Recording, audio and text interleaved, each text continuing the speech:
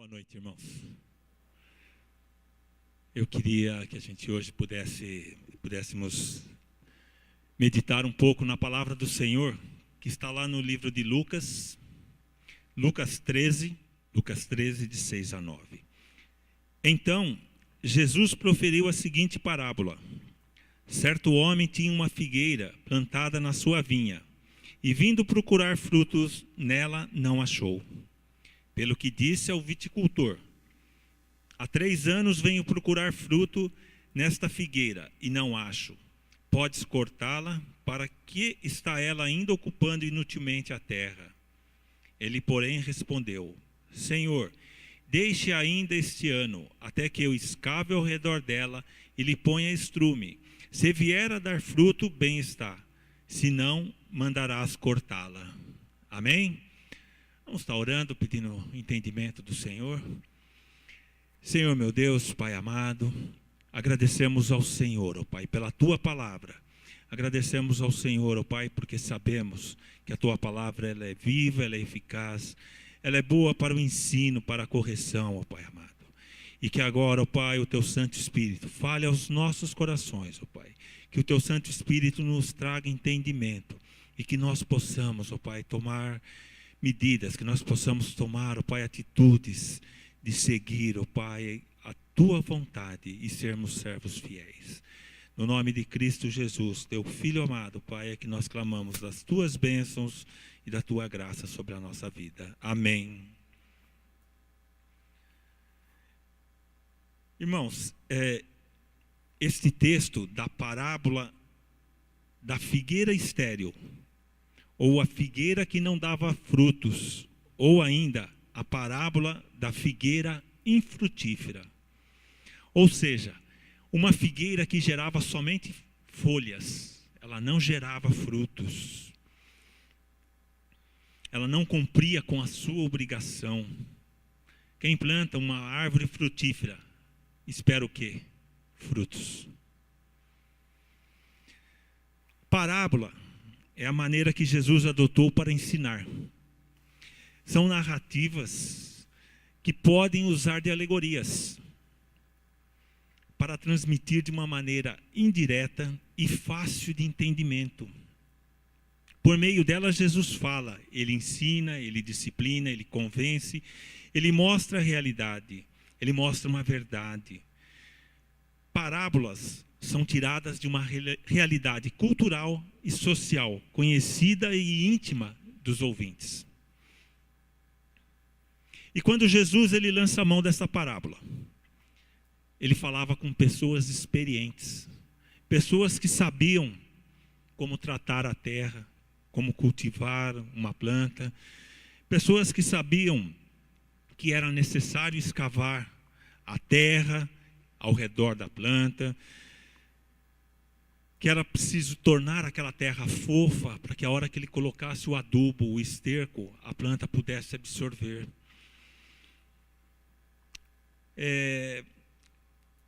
Jesus falava com pessoas que sabiam que o estrume deveria ser colocado ao pé da planta para fortalecê-la. Jesus não ensinava nada novo. O que Jesus ensinava para esses homens, eles já sabiam. Mas Jesus não queria chamar a atenção dessas pessoas que ouviam para o cultivo. Não era essa a intenção de Jesus. A intenção de Jesus era com o homem, era com o ser humano. Jesus tinha uma preocupação. Os homens estavam se perdendo. Jesus tinha uma preocupação. Os homens iriam perecer. E não é desejo de Jesus. Ele não quer que ninguém se perca. Ele não quer ninguém desviado. Ele não quer que ninguém seja arrancado e jogado fora. Ele quer que todos se salvem. Assim, irmãos, como nós não somos agricultores, eu acredito que se tiver alguém aqui que conheça de agricultura, deve ser poucos. Eu vou trazer algumas características de uma figueira para fazê-los compreender um pouquinho melhor essa parábola. Novidade para mim, acredito que para muitos. Existem mais de 755 tipos de figueiras. Nós aqui estamos acostumados com aquelas figueiras produtivas de figo verde, figo roxo, e a gente passa aqui nas plantações, a gente vê árvores 1 metro, 1,5 metro, porque ano após ano elas são podadas, para que elas possam gerar mais frutos. Mas existem árvores, figueiras, com mais de 8 metros. Quando eu ouvi aquela parábola do Zaqueu, eu falava, mas como Zaqueu subiu numa figueira para ver Jesus? Imaginava aquela árvore pequenininha, né? Mas então tem figueiras com mais de 8 metros de altura. A figueira ela não tem apenas uma raiz principal. Ela pode ter várias raízes principais, da onde ela vai buscar o nutriente que ela precisa de diversos lugares. A aparência da figueira é de poderosa, devido à copa grande. Porém, ela é frágil. Os seus frutos, eles servem tanto para como comestíveis, como medicinais. Comestíveis. Tem um exemplo na palavra do Senhor, que está lá em 1 Samuel 30:12. Davi, ele sai para o campo de batalha. E ele encontra uma pessoa. Ele encontra um homem. Esse homem estava 3 dias e 3 noites sem comer. Davi oferece a ele uma pasta de figo. O homem recupera suas forças. No campo medicinal, Isaías vai visitar Ezequias. Ezequias estava com uma doença terrível. O Senhor fala a Isaías, peça para que apliquem sobre a úlcera dele uma pasta de figos, que ele irá sarar. Hoje eu acredito também que o figo deve ser usado talvez na indústria de cosméticos. Enfim, o figo ele é muito útil. Tá? Ele também pode ser consumido. Na época do calor, ele é muito consumido in natura. Você vai, retira da planta e consome. Na época do inverno, ou na época das guerras, ele era consumido seco. Nós conhecemos o figo seco, mas naquela época, na época das guerras, na época do inverno, ele era consumido seco. Os soldados levavam nas suas bagagens o figo seco para se alimentarem. E ambos são nutritivos. E quando Jesus, ele usa essa parábola da figueira, ele não estava se referindo a frutos, mas ele estava se referindo a você, a mim, a todos nós. Jesus também, quando lança essa parábola, ele está querendo que nós possamos comparar a semelhança de uma figueira improdutiva com a nossa vida improdutiva também. Agora, por que Jesus lançou mão dessa parábola? Por que Jesus falou dessa parábola? A quem ele falou? Vamos lá em Lucas 13 novamente, só que nós vamos no comecinho aqui, Lucas 13, de 1 a 5. Naquela mesma ocasião, chegando alguns, falavam a Jesus a respeito dos galileus, cujo sangue Pilatos misturava com o sacrifício que os mesmos realizavam. Ele, porém, lhes disse: pensais que esses galileus eram mais pecadores do que todos os outros galileus, por terem padecido estas coisas? Não eram, eu vou-lo afirmo. Se, porém, não vos arrependerdes, todos igualmente perecereis. Ou cuidais que aqueles 18 sobre os quais desabou a torre de Siloé e os matou, eram mais culpados que todos os outros habitantes de Jerusalém? Não eram, eu vou-lo afirmo. Mas se não vos arrependerdes, todos igualmente perecereis. Jesus estava ensinando a alguns homens. Ele estava falando das novidades do reino. Ele estava falando das boas novas do reino. E ele observa que tem uma turminha de judeus conversando. E ele ouve, ele escuta a conversa. Esses judeus estavam falando de alguns galileus, que foram prestar sacrifícios. Eles estavam ali prestando sacrifícios e Pilatos os mata. E o sangue desses galileus se misturou com o sangue do sacrifício que eles estavam prestando. A conversa ela girava mais ou menos assim, pessoal, para a gente ter uma ideia. Ah, você sabe aquelas pessoas que morreram aqui na catedral em Campinas? Ah, eles morreram porque eram pecadores. Ah, sabe aqueles irmãos que morreram nas sinagogas nos Estados Unidos? Ah, eles morreram porque eram pecadores. Não, irmãos. O que o Senhor tenta mostrar é que as fatalidades, elas acontecem nas nossas vidas, elas vêm. Mas aí Jesus, aproveitando, então ele fala agora aos judeus. Ele relembra de uma situação que aconteceu quando alguns trabalhadores estavam trabalhando na torre de Siloé. A torre desabou, matou 18 judeus. Então Jesus os lembra novamente desse acontecimento. E mais uma vez Jesus fala: se vocês não se arrependerem, vocês perecerão como esses 18. Jesus estava falando para judeus, para galileus, que todos são iguais diante de Deus. Que para Deus não há diferença se judeu ou se galileu. Mas a diferença é que todos precisam se arrepender. Os judeus não tinham privilégios por eles serem descendentes carnais de Abraão. Eles precisavam se arrepender também. Até aqui nós vimos que as tribulações elas acontecem, elas podem vir nas nossas vidas de uma maneira inesperada. E que nós devemos estar preparados para o dia da adversidade. E talvez esse estar preparado amanhã pode ser tarde.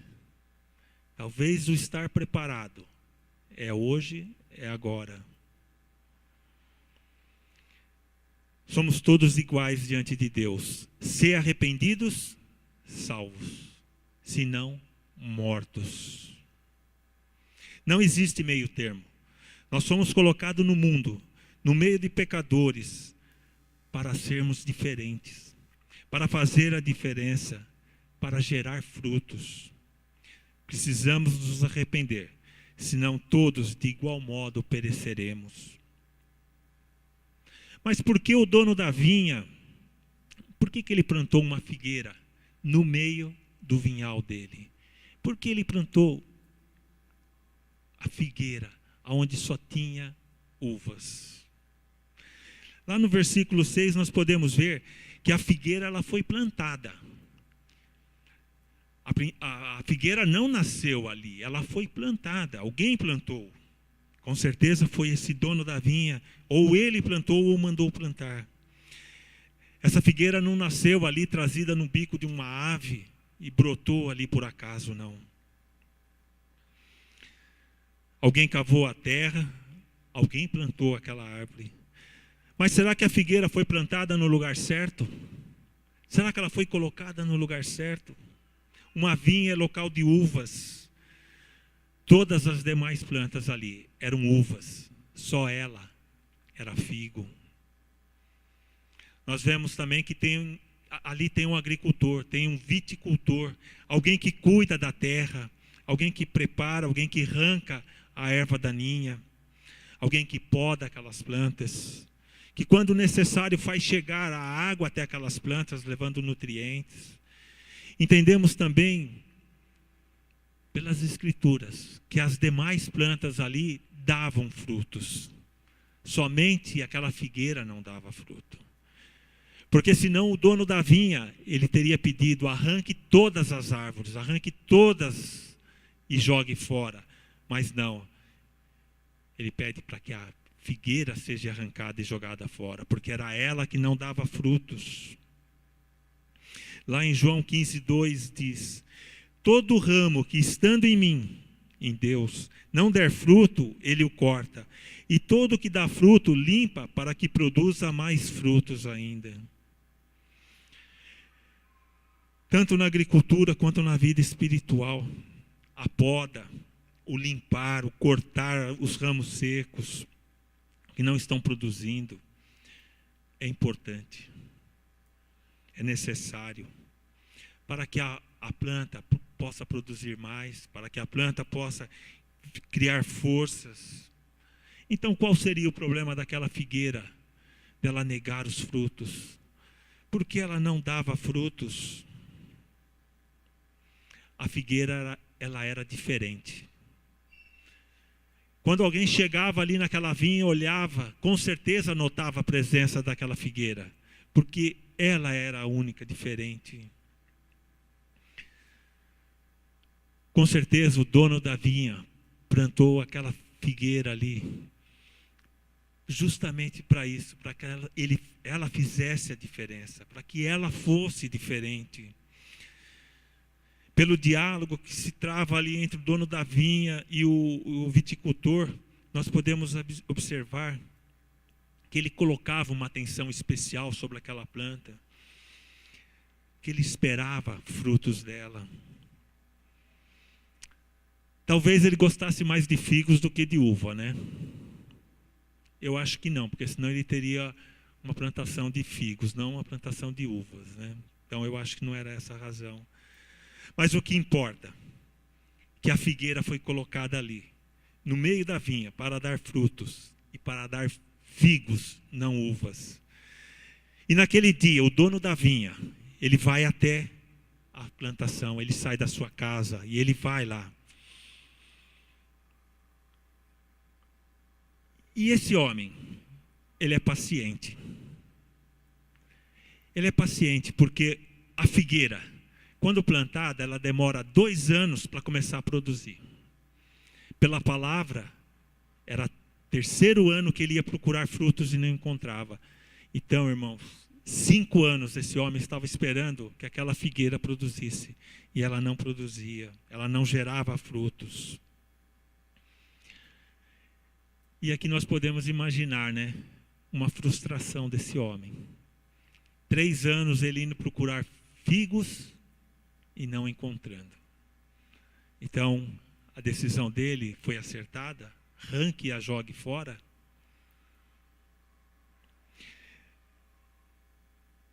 Humanamente, nós podemos entender a frustração desse homem. Mateus 25, de 14 a 30, nos traz uma outra ilustração de retorno de uma pessoa que se decepcionou. A parábola dos talentos. Essa parábola nos mostra um homem que ele saiu em viagem e ele deixou os seus talentos com 3 servos. E depois de um certo tempo esse homem retorna e ele vai pedir conta daqueles talentos. Os talentos aqui a gente entende como dinheiro, como investimentos, como um bem desse homem. Passado algum tempo ele volta e ele vai pedir conta desses talentos para os servos. O primeiro e o segundo, eles retornam com investimento, com juros. Eles devolvem não só o que aquele homem deixou com eles, mas ele devolve mais. Mas teve um que ele teve medo de investir. Ele ficou com medo de perder aquele talento que aquele senhor deixou nas mãos dele. E ele não devolve nada. Ele devolve, aliás, não devolve nada não, ele devolve aquilo que ele recebeu. Mas nada de juros. Não agregou nada, não gerou frutos de nada. E aí fica a lição de casa para os irmãos. Leiam a parábola dos talentos lá em Marcos. E aí no versículo 27 ele diz: melhor seria então ter deixado o dinheiro na mão dos banqueiros, assim eu receberia com juros. Todos que investem esperam o quê? Um retorno. Esperam ter juros, frutos.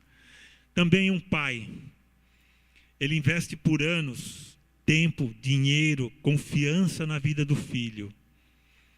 Passado um tempo, ele se decepciona com o rumo, com a vida que esse filho tomou. Assim é Deus. quando ele olha para o ser humano, e ele lembra do sacrifício, do investimento que ele fez nas nossas vidas. E ele não vê retorno, ele não vê o lucro. Será que Deus se decepciona também ou não? Será que Deus esperava mais do homem?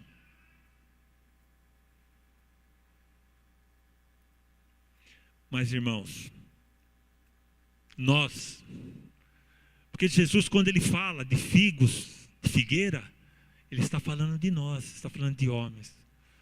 E nós fomos colocados no lugar certo, assim como aquela figueira. Creia nisso. Você foi colocado no lugar certo. Se você veio aqui essa noite para ouvir da palavra do Senhor, para louvar ao Senhor, você veio ao lugar certo.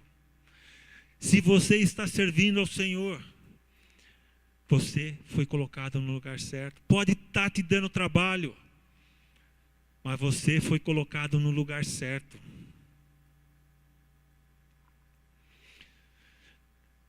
E aí cabe um momento de reflexão. Nós estamos vivendo igual essa figueira? Nós precisamos de uma renovação, de uma transformação. Nós não estamos aqui nesse mundo de passagem simplesmente para curtir a vida, para aproveitar as coisas boas, tá? Para ficar à toa, sem fazer nada. Nós não estamos aqui nesse mundo para isso. Nós estamos aqui para gerar frutos. Nós estamos aqui para servir ao Senhor. E isso eu garanto a você. Se você sair dessa igreja, se você for para a igreja do lado ou para outra, se lá pregarem o verdadeiro evangelho, você vai ouvir a mesma coisa. Você foi gerado e você está aqui para gerar frutos. É por isso que o Senhor te mantém aqui. Por isso que o Senhor deu a vida de Cristo Jesus, que morreu na cruz por nós, para que a gente gere frutos, para que a gente sirva o reino. Se você está dando frutos, amém.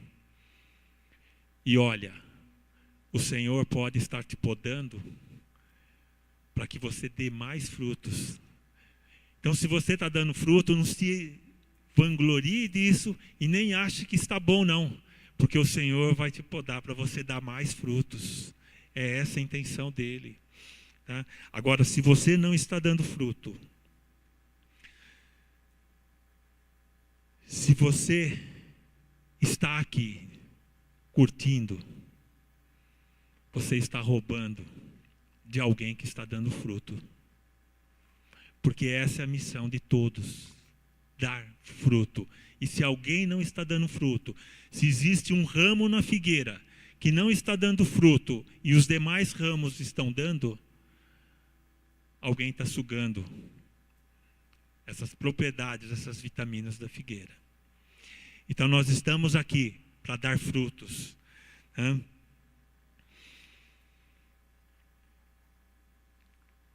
E não adianta a gente chorar, a gente se desculpar. Não sei com qual desculpa nós podemos nos apresentar no dia do juízo diante do Senhor. Porque todos nós passaremos, todos nós teremos que enfrentar o dia do juízo. E eu não sei com qual desculpa aquele que não está dando fruto vai se apresentar ao Senhor. Ah, eu não tive tempo. Ah, faltou alguém para mexer na terra ao meu redor. Faltou alguém para preparar a terra. Faltou alguém para colocar adubo. Irmãos, essa desculpa não vai servir. Se você está servindo na igreja, se você está frequentando a igreja, com certeza, aqui nós temos, com certeza as outras igrejas têm também, alguém investindo na sua vida. Tem meios, tem como você crescer, tem meios, tem maneiras de você servir, tem maneiras de você gerar frutos. De manhã eu pude lembrar, e aí eu peço licença aos irmãos para colocar algo pessoal. Eu vim para Valinhos por acaso. Eu não morava aqui. Por acaso, a firma fechou. Perguntaram se eu queria vir. Eu não tinha planos de vir para Valinhos. Mas de imediato, eu ia ficar desempregado ou... Não, vamos para Valinhos. Aceitei o convite. Passado um ano, nós começamos a frequentar a Igreja Evangélica Livre. Irmãos, a minha vida na igreja em Mauá, eu ia quase todos os domingos no culto. Eu sentava, assistia o culto e ia embora para minha casa. Não tinha no meu coração verdadeiro arrependimento. Não tinha conversão no meu coração. Não que a igreja lá não fosse uma igreja boa. Não é isso que eu estou dizendo. Era uma igreja boa. Mas o Zé Luiz, eu não procurava, não buscava crescimento.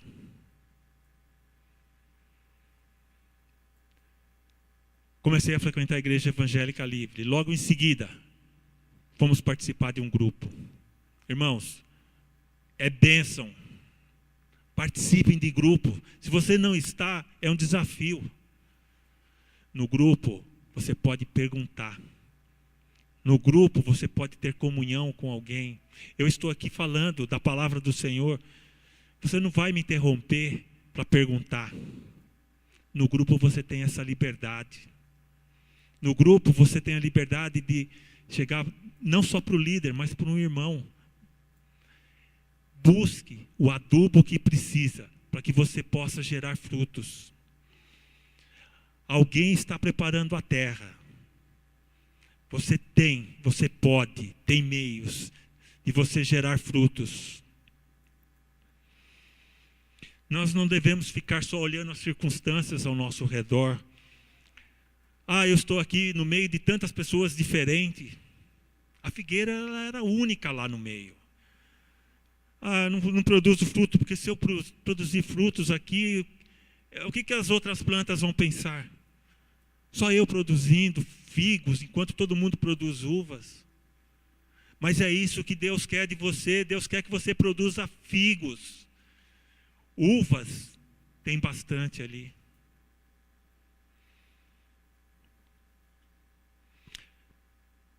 A parábola, ela não tem um fim. Não sei se vocês observaram. Passado um ano, o que aconteceu? A parábola não diz o que aconteceu passado um ano. O viticultor, ele pede um ano para ele adubar, para ele mexer na terra. Mas e aí? A figueira foi arrancada ou a figueira deu frutos e permaneceu? A oportunidade, a chance foi dada. Assim como nos é dado todo dia a mesma oportunidade.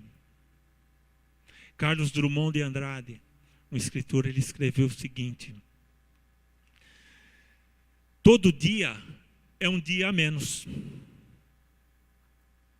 Não está errado. Todo dia é um dia a menos. Mas aí eu completo para vocês. Mas uma nova oportunidade é nos dada a cada dia. Uma nova oportunidade de arrependimento, de conversão, de coração, você tem todo dia. Você pode se arrepender. E o Senhor, ele vai procurar figos em você. O Senhor vai procurar frutos. Os frutos que Jesus espera encontrar em você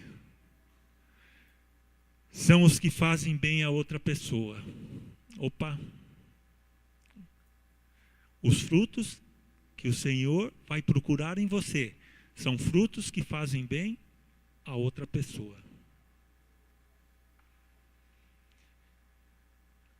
Senhor, mas eu estou trabalhando, estou me sustentando, estou sustentando a minha família.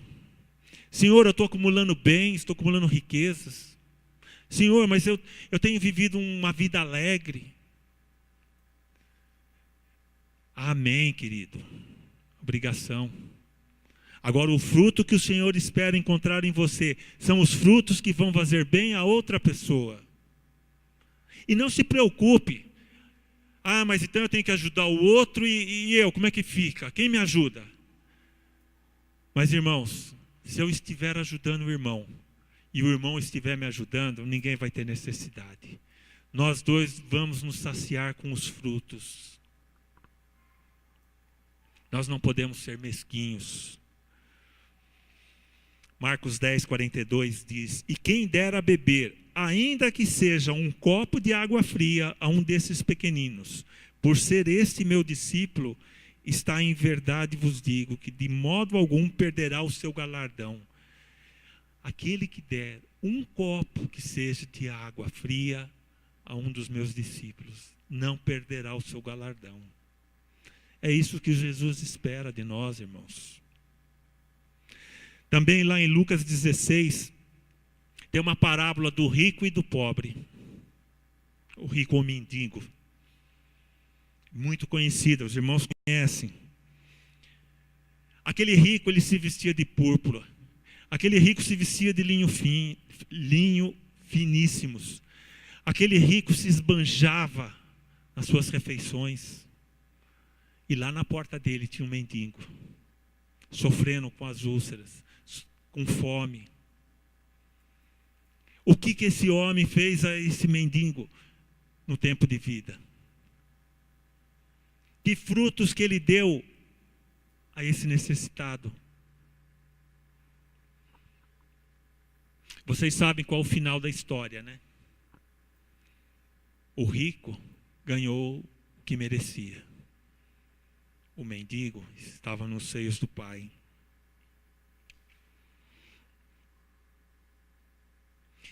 Também, irmãos, enfim, quais são os frutos que o Senhor espera que nós geremos? Quais são os frutos que o Senhor quer vir colher em nós? Gálatas 5, 22 e 23 diz: os frutos do Espírito são amor. Esse tinha que estar em primeiro lugar, né? Amor, alegria, paz, longanimidade, benignidade, bondade, fidelidade, mansidão, domínio próprio. E somente gloriando a Deus, com a prática desses frutos, santificando o seu santo nome, é que nós iremos dar frutos, é que nós iremos gerar frutos para o reino. Vocês lembram que Jesus falou a judeus e a galileus? Se não houver o verdadeiro arrependimento, todos perecerão. Chegou sua vez. O que você escolhe? Estar ligado à verdadeira videira ou continuar sua vida infrutífera? Estar ligado à verdadeira videira é estar ligado a Deus. Estar praticando os atos, estar praticando a vontade de Deus, ou se manter infrutífero. Quem decide é você. Quem escolhe é você. Jesus, ele quer o arrependimento de coração, arrependimento que transforma, arrependimento que muda, arrependimento que gera frutos. Cristo te deu essa oportunidade já uma vez. E mais uma vez eu digo, todos os dias Ele te dá essa oportunidade. Durante esse mês aqui nós trabalhamos com a renovação da mente. Nós falamos semana após semana sobre a renovação da mente. E um texto que nós usamos por muitas vezes, está lá em João 12, versículo 1 e 2. João 12, 1 e 2. Vale a pena a gente recordar. João 12, 1 e 2. Rogo-vos, pois, irmãos, pelas misericórdias de Deus, que apresenteis o vosso corpo por sacrifício vivo, santo e agradável a Deus. Que o vosso culto... Desculpa, irmão. Começar de novo que... Rogo-vos, pois, irmãos, pela misericórdia de Deus, que apresenteis o vosso corpo por sacrifício vivo, santo e agradável a Deus, que é o vosso culto racional. E não vos conformeis com este século, mas transformai-vos pela renovação da vossa mente, para que experimenteis quais seja a boa, agradável e perfeita vontade de Deus. Então, se você foi colocado no meio do vinhal, se você foi colocado ali como figueira, é porque o Senhor queria você ali. É porque o Senhor desejava que você estivesse ali. Se o Senhor te deu uma tarefa, se o Senhor te deu uma missão, é porque o Senhor queria. E o Senhor vai procurar frutos em você. O Senhor, Ele não quer que você seja improdutivo. E aí cabe a você a decisão. Arrependimento é uma mudança de atitude. É uma decisão de viver de forma diferente. E arrependimento, irmãos, se você está esperando, um sentimento vai me tocar e eu vou mudar. Arrependimento não é sentimento, não. Arrependimento é atitude. Arrependimento é decisão. Eu não estou gerando frutos. O que eu preciso para gerar frutos?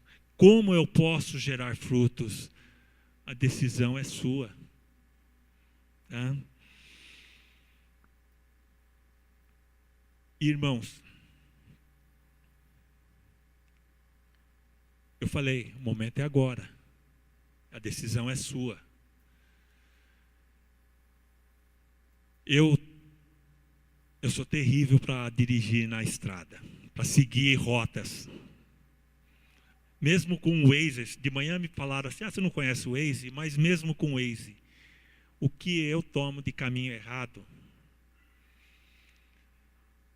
Certo, pastor? Já viu, né? Já sentiu já o drama.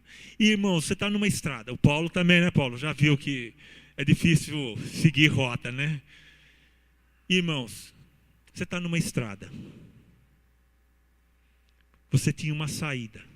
Era ali que você precisava entrar. Você passou batido. Aí você olha, você fala, eu precisava ter entrado ali. Qual a sua atitude? O que você precisa fazer? Para você estar em segurança, você tem que se dirigir até o próximo retorno. E às vezes esse próximo retorno, ele está a 14, 15, 20 quilômetros à frente. E são 14 quilômetros para você ir, mais 14 para você voltar, para depois você pegar a sua rota normal. É tempo que se perde. Agora na vida cristã, eu garanto para você, faça o teste. Esse retorno está ali, na sua frente. Esse retorno na vida cristã é uma decisão sua. É só você decidir a partir de agora, a partir desse instante, eu quero nova vida, eu quero gerar frutos, eu quero servir, eu quero arrependimento de coração. O retorno está ao seu alcance. Você não vai gastar tempo, porque esse tempo que você pode estar gastando pode ser tarde. Tome a decisão, mas tome a decisão acertada. Tome a decisão por Jesus, por seguir o Evangelho, por dar frutos, por um arrependimento de coração. Porque todos pereceremos. E se não tiver o arrependimento de coração, iremos perecer como aqueles que estavam prestando sacrifício ou que estavam trabalhando na torre de Siloé. E não é isso que o Senhor quer de nós. O Senhor quer que nós sejamos salvos, que nós tenhamos vida eterna. Amém? Podemos orar? Um grupo de louvor. Pai amado, Pai querido, mais uma vez queremos dar graças, ó Pai, pela Tua palavra. Mais uma vez, Pai amado, queremos dar graças porque através das Escrituras, ó Pai, o Senhor fala conosco, o Senhor nos ensina. E agora, ó Pai amado, nós estamos aqui diante do Senhor, aonde recebemos da Tua palavra, Pai amado. Aonde estamos, ó Pai, diante de uma decisão, aonde precisamos, ó Pai, de mudanças, transformações, ó Pai. E somente o Teu Santo Espírito, ó Pai, para nos conduzir, para nos dirigir, ó Pai, à vida eterna. Assim, Pai amado, que nós possamos, ó Pai, tomar a decisão certa, tomar a decisão dirigida, ó Pai, pelo Teu Santo Espírito.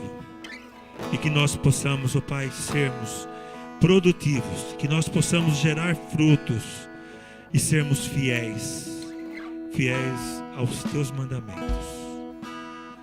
No nome santo de Cristo Jesus, Teu Filho amado, Pai, pedimos da Tua paz, da Tua graça e da Tua direção. Amém.